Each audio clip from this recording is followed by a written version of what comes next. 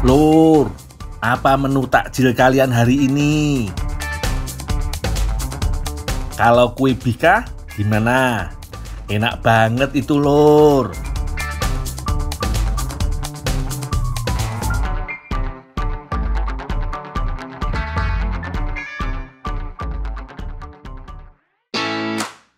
Hari ini aku lagi kerja di rumah produksi kue bika Mariana, jajanan legendaris dari daerah Kota Baru, Tanah Datar, Sumatera Barat, Lur. Yang unik dari bika si Mariana, cara bikinnya masih tradisional, Lur. Tepung beras menjadi bahan utama kue bika si Mariana. Aku cuci dulu yo berasnya. Air ini akan membersihkan beras dari ampas padi dan debu. Jadi nanti tepung beras yang dihasilkan benar-benar bersih, Lur.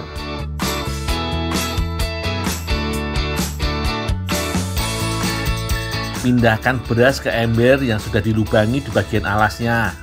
Ini cara untuk meniriskan berasnya, Lur. Jadi tidak ada beras yang terbuang.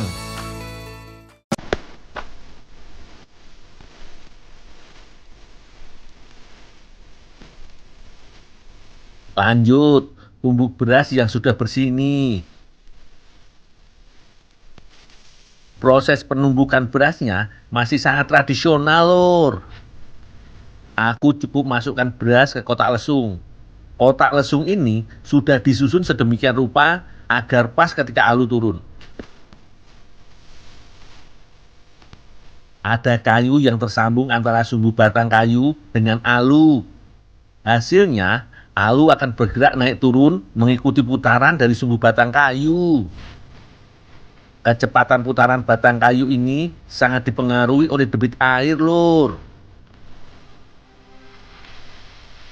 Kalau debit airnya banyak, maka kincir akan berputar cepat. Begitu pula dengan putaran batang kayunya. Setiap lesung bisa menampung 10 liter beras. Lama untuk menumbuknya sekitar 1 jam.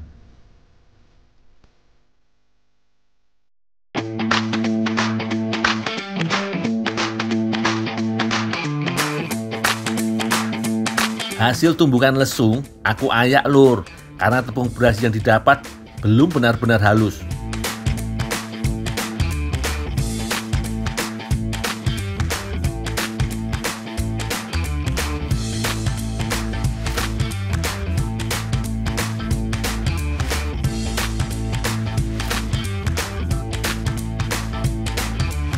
Gumpalan ini tidak dibuang, tapi diayak lagi sampai didapat tepung beras yang sangat halus. Tepung berasnya sudah siap buat diolah jadi kue bika, Lur. Selain tepung beras, bahan lain untuk membuat bika si Mariana adalah kelapa parut. Oh iya, air kelapanya nggak dibuang yo, karena nanti bisa jadi campuran dalam adonan bika. Dah, tepungnya udah siap ini dah. Betul, bisa sisakan ngukur nggak? Oh, ya dah.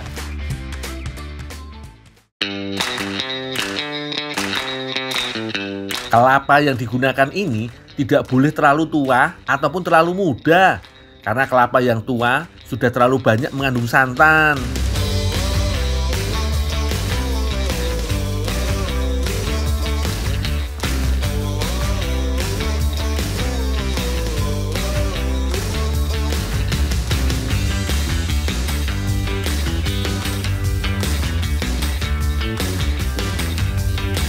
Sekarang aku mau bikin adonan kue bika. Campur 5 liter tepung beras dengan 1 kg gula pasir.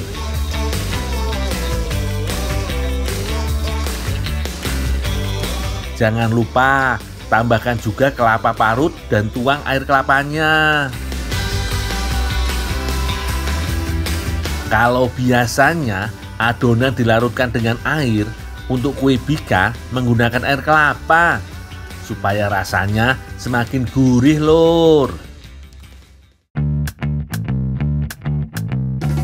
Adonan tidak boleh terlalu encer supaya hasil bikanya tidak lembek.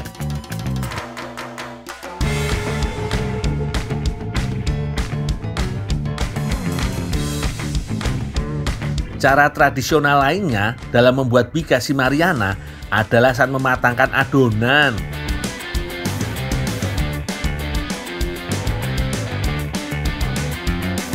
Uniknya, butuh 2 periuk tanah sekaligus saat mematangkan adonan bika, disusun bertumpuk di atas tungku. Periuk bawah untuk menaruh adonan bikanya, sementara periuk di atas untuk menaruh kayu bakar. Ini sama saja untuk mematangkan bika, butuh api bawah dan api atas lur, supaya matangnya merata. Oh iya lur, sebelum menaruh adonan bika di dalam periuk tanah iki, lapisi dulu yo dengan daun pisang. Selain supaya tidak lengket, juga agar aroma bika semakin harum. Setiap periuk hanya membakar 1 adonan bika saja. Butuh waktu 5 menit untuk mematangkan 1 kue bika. Kue bika yang sudah matang ditandai dengan lapisan luarnya yang sudah kering. Begitu pula daun pisangnya. Sekarang masukkan lagi adonan bikanya ke dalam periuk. Lakukan terus-menerus sampai adonan habis ya lur. Setelah dingin, gunting daun pisangnya mengikuti ukuran kue bika supaya lebih rapi dan pembeli gampang menyantap kue bikanya. Dalam sehari, 1000 kue bika si Mariana bisa ludes terjual loh. Rasanya yo jangan ditanya lur, pasti empuk, legit. Aku sih yes banget kalau ini dijadikan takjil buat berbuka puasa. Jos gandos. Coba wih. Mani nangkep bosku ini. Ayo.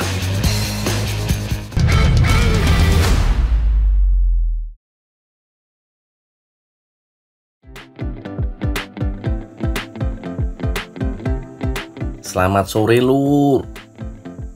Udara di Kecamatan Tawangmangu, Kabupaten Karanganyar, Jawa Tengah ini lagi mantep-mantep yo. Dingin-dingin semilir. Soale cuacane lagi mendung berangin.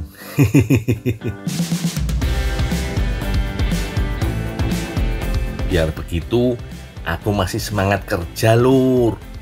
Kali ini aku mau nyari rumput buat mak embek alias kambing.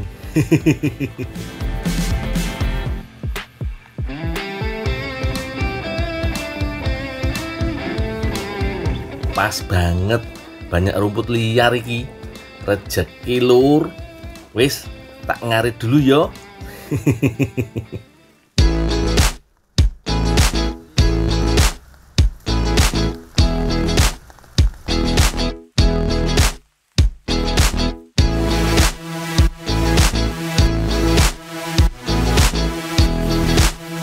Endol, lagi ngapa kowe? Lagi ngarit, Dak. Apa wes izin karo sing duwe? Alah ngarit suket aja rumput aja izin apa, Pak? Walah, ya wes, tarono sik. Oh iya, hati-hati, Pak. Ya wes. Walah, Mbak Arum iki pakai acara minta izin segala. Iki kan liar toh, Mbak. Coba wih. Mani nangkep bosku ini. Ayo. Walah lur, apa sih ki? Hei. Ampun Pak, ampun Pak. Stevia mbok anu iki, gon stevia iki. Mau ngarit suket apa, Pak? iki. Terus Pak, cari makan kambing, Pak. Cari kawasan iki tanduran lho. Ini ditanam, Pak. Wis ngono wae. Iki nek anu gonyang UKM kono. Sing steviane engko rumpute go mulih ge pakan mbek. Ngopo yo? Kok rumput ae dibawa ke UMKM? Wis, tak bawa aja dulu. Maaf ya, saya antar ke UKM ya, Pak. Maaf yo Pak, jadi pelajaran buat aku. Besok-besok harus izin dulu. Coba tadi aku dengerin katanya Mbak Arum yo.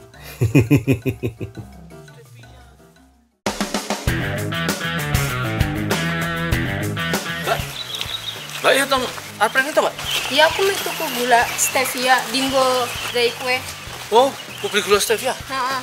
Oh, yaudah, aku tak ngantar rumputnya dulu. Ya wes, Dil, aku tak ke tempat rek. Ya.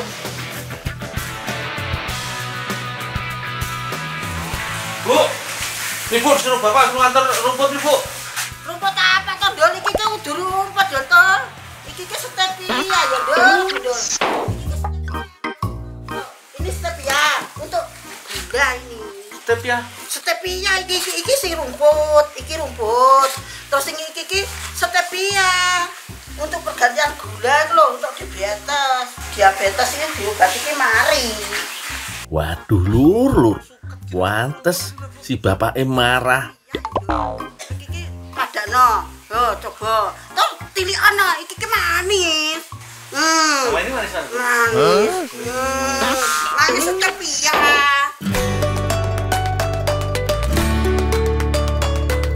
Stevia berasal dari Paraguay. Daunnya juga populer dengan nama daun manis atau daun permen.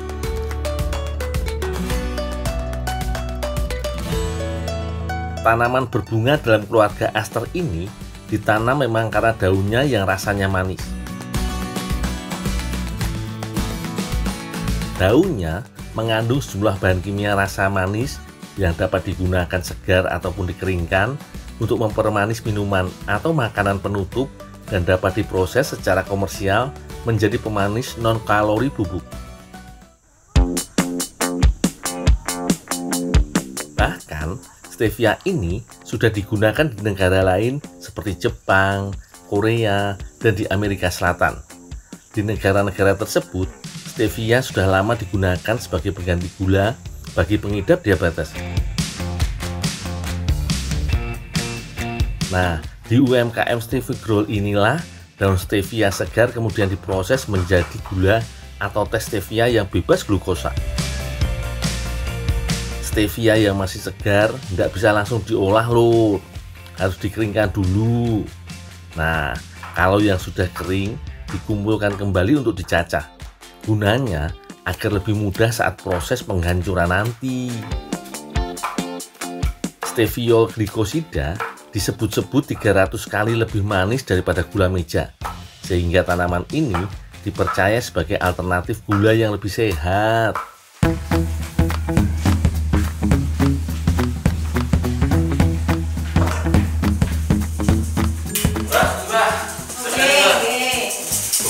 Ini udah di blender. Udah di daun nih. Ya.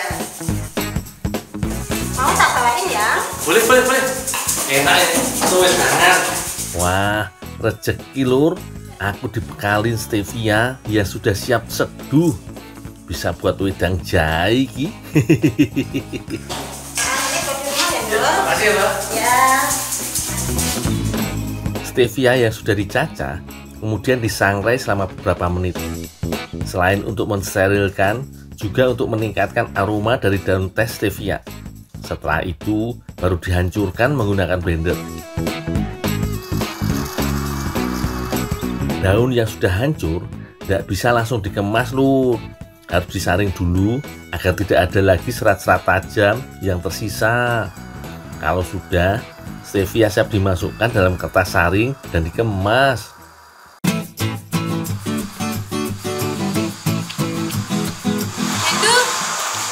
Mbak, ngapa di situ, Mbak? Aku kilo jangan tani steviane. Belum dapat stevia nih. Belum dapat. Aku udah dapat stevia nih malah. Lah, iki iso tak gunain. Lah terus, aku nanti kalau mau wedangan mau buat minum pakai apa? Tapi aku butuhin dul. Buat apa tuh, Pak? Pokoknya aku main guys yang enak-enak. Wih, tapi nanti aku dikasih ya. Ayo melu sih. Ya.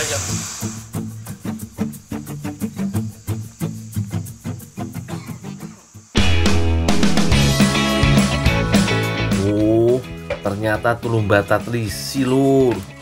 Iki lho, makanan penutup khas Turki. Kudapan ini biasanya dihidangkan ketika ada perayaan seperti pesta pernikahan. Manisan yang lezat ini berakar di suatu tempat di Mediterania Timur. Kata tulumba diterjemahkan menjadi pompa karena proses memasaknya yang dipompa saat digoreng.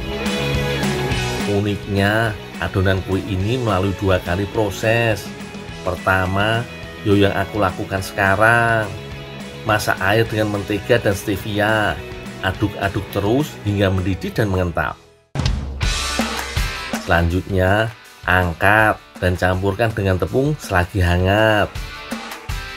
Ratakan seluruh adonan hingga kalis. Selagi menungguku, Mbak Arum menyiapkan saus untuk cocolannya. Bubuk krim kocok dicampurkan dengan air es. Kemudian aduk terus hingga mengental. Setelah itu, berikan bubuk kopi dan aduk kembali hingga rata. Mbak, ini Mbak, adonannya udah jadi Mbak. Ya, makasih Andul. Oh ya Mbak, ada yang bisa saya bantu lagi Mbak? Udah nggak ada. Udah, aku tinggal dulu ya Mbak ya. Makasih ya. Adonan yang sudah matang kemudian diproses kembali, Lur. Kali ini tambahkan telur dan aduk hingga adonan mengental. Lalu bagi adonan menjadi beberapa bagian. Kemudian berikan pewarna sesuai selera biar apik toh.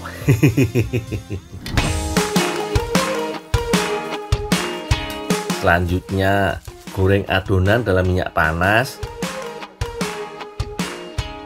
Untuk mencetak adonan dapat menggunakan plastik segitiga dan cetakan bentuk bintang, Lur, biar hasilnya cantik kayak Mbak Arum.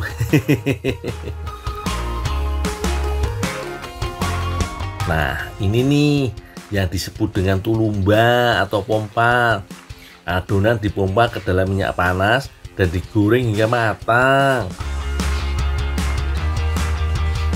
Meskipun bagian luar kue sudah tampak renyah, jangan diangkat sebelum mengembang ya, Lur.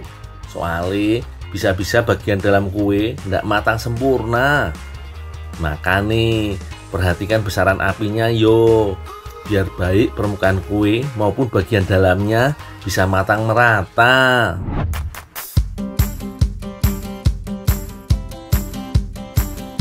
Ini dia, Lur, tulumba stevia nih. Kudapan lezat tanpa kandungan gula. Wah, dari aromanya sih mantep iki.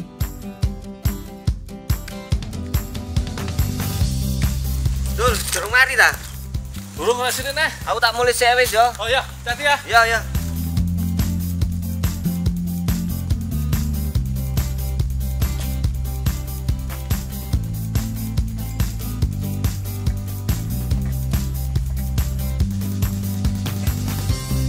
Andul.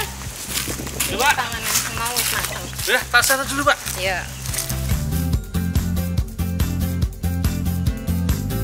Andul, api eram to warna-warni.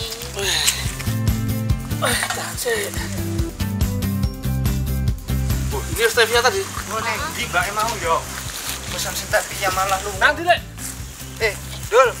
Goleki mbake aku. Mampir sih, kedangan sih. Apa kuwi?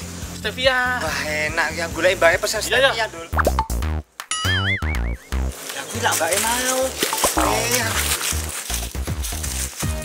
Mbak. Nah, kan kowe mbake mau sing pesen stevia mau to. Lah iya aku wis pesen mau. Wis dadi ka lho. Tapi aku wis mateng masakanku. Ya wis. Lah, makano nek produksi cepet. Wis, Wis kene, enak. kumpul mas barang weh. Dul. Yuk.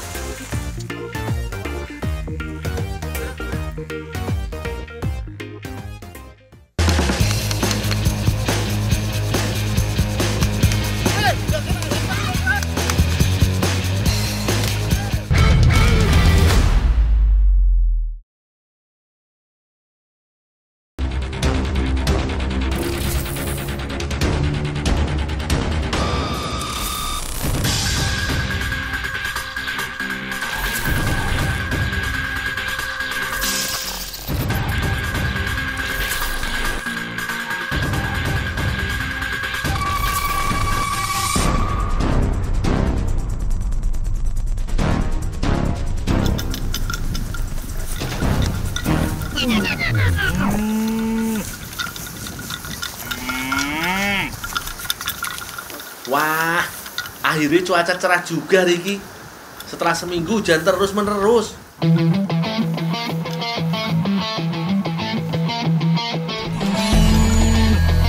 Pas banget. kedua sapiku sudah bosan di dalam kandang. Harus dibawa jalan-jalan. Sekalian makan rumput di sekitar pantai Gangga, Lombok Utara.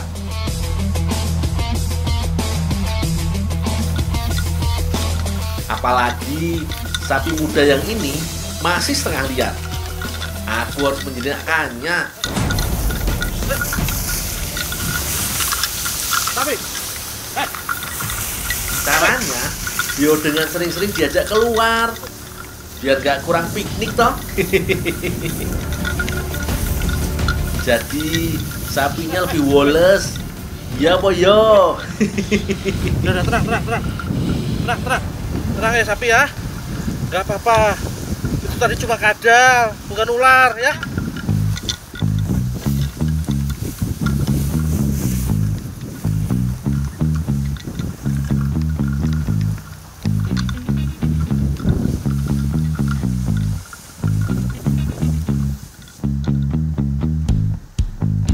Weh, gawat iki. Nungguin sapi makan kok malah ngantuk. Ya wis, tak reban sik yo.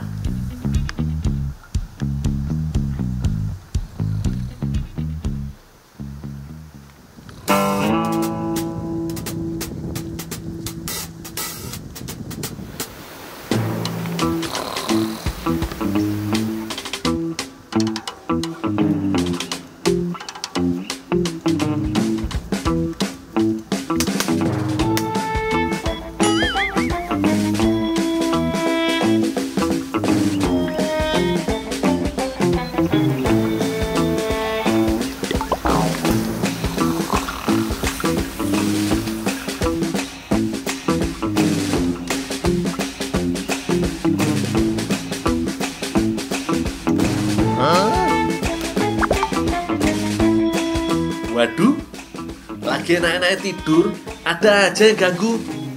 Walah, ternyata anak-anak dari kampung sebelah lagi kumat isengnya.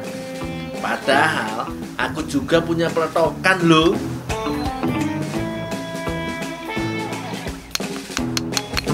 Saiki saatnya menyerang balik.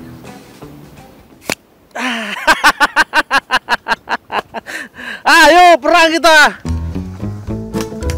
Oh iya, bermain peletokan begini seperti membawaku ke masa kecil. Mainnya gampang banget. Modalnya juga cuma bambu dan kertas bekas untuk pelurunya.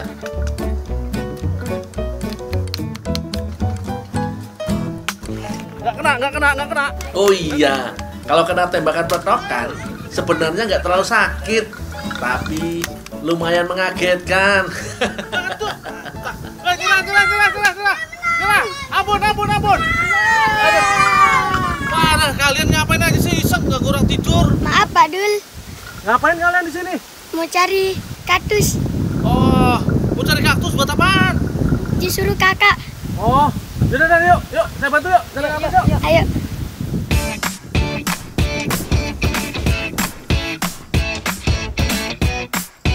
Di sepanjang garis pantai Lombok Utara ada beberapa lokasi yang ditumbuhi kaktus. Katanya sih jenisnya kaktus opuntia.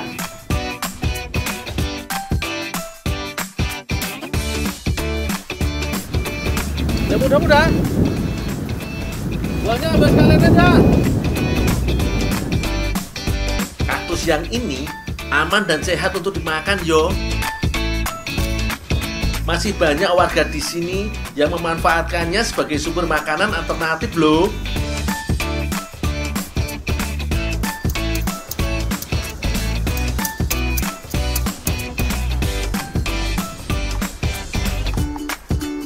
Duri pada kaktus ini sebenarnya bermanfaat yo.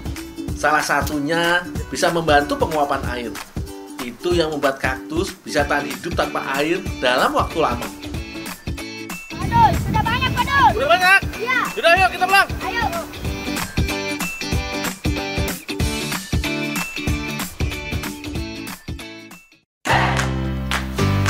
Yuk, bantu kupas yuk. Kalau mau diolah, durinya harus dibuang dulu supaya nggak mengganggu saat dimakan. Sekalian periksa semua bagian batang. Kalau ada bagian luka atau busuk yang tersisa, harus dibuang juga.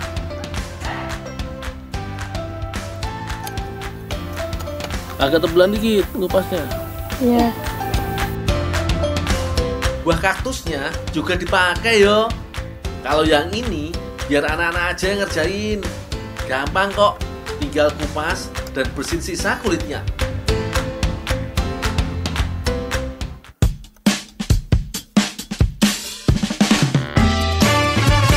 Selanjutnya, kaktus dirajang. Rencananya, kaktus mau dijadikan minuman sehat dan menyegarkan.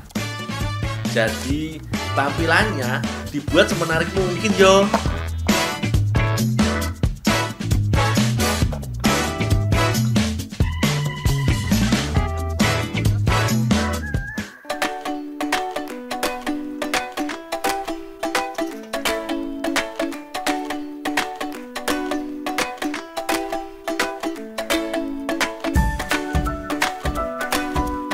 Kaktus harus direbus sekitar 20 menitan. Tujuannya untuk menghilangkan racun dan sisa lendirnya. Jadi, bisa lebih nyaman saat dikunyah.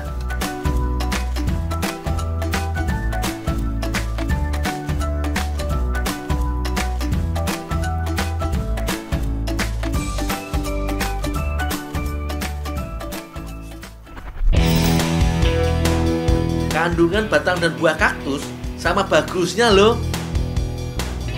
Tidak hanya banyak vitaminnya, tapi kandungan dalam kaktus juga bagus untuk pencernaan dan mampu menurunkan resiko kanker loh. Bahkan ada yang bilang kaktus bisa mengendalikan kadar gula dalam tubuh. Mantep toh? Es kaktus gembira tidak hanya memakai kaktus saja. Nggak ada patokan isinya, bebas wae, asal pas untuk es buah. Nah, kalau Kak Ria dan Kak Eni memakai cincau dan agar-agar. Wah, cocok iki. Cincau kan bagus untuk mengobati panas dalam.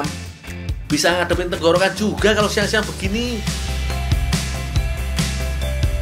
Potong dadu yo, supaya pas ukurannya kalau disajikan. Kalau agar-agar sih, nggak perlu diragukan lagi manfaatnya yo. Lumayan ngenyangin. Jadi, meskipun judulnya minum es, tapi bisa menghilangkan dahaga sekaligus lapar.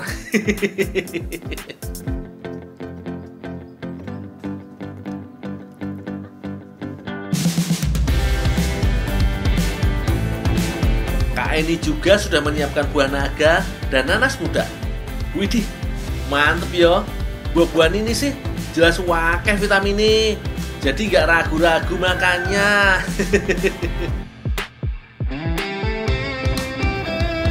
Terakhir, ada tape singkong. Ye, apik toh? Bahannya penuh warna dengan rasa yang pastinya menggugah selera. Kak, ini Kak, batang kaktusnya udah direbus. Ya makasih Ndul. Oh ya Kak.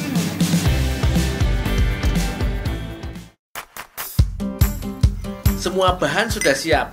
Tinggal meracik aja iki. Susunannya bebas wae yo, sesuai selera yang menyajikan.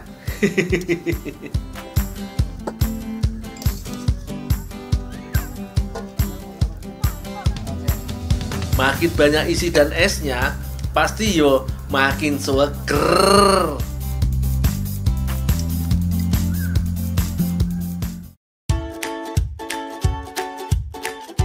Gimana lur? Keren toh? Tampilannya ndak kalah sama restoran. Paduan warnanya, selera benar-benar memanjakan mata. Wasik, saatnya mencicipi. Yuk, dicicipin yuk. Es kaktus gembiranya.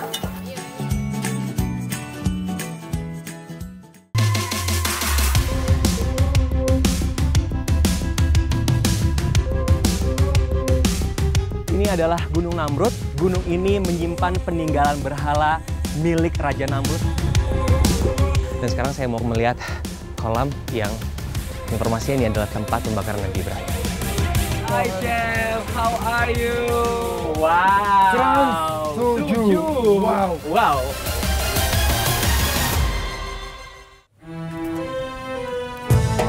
Dul. Udah dapet takjil belum? Buat buka puasa? Takjil? Iya. Belum teh. Nih kebetulan ada nih takjil buat buka puasa. Takjil. Waduh, giliran ada takjil aja pada. Dadah, duduk dulu. Duduk.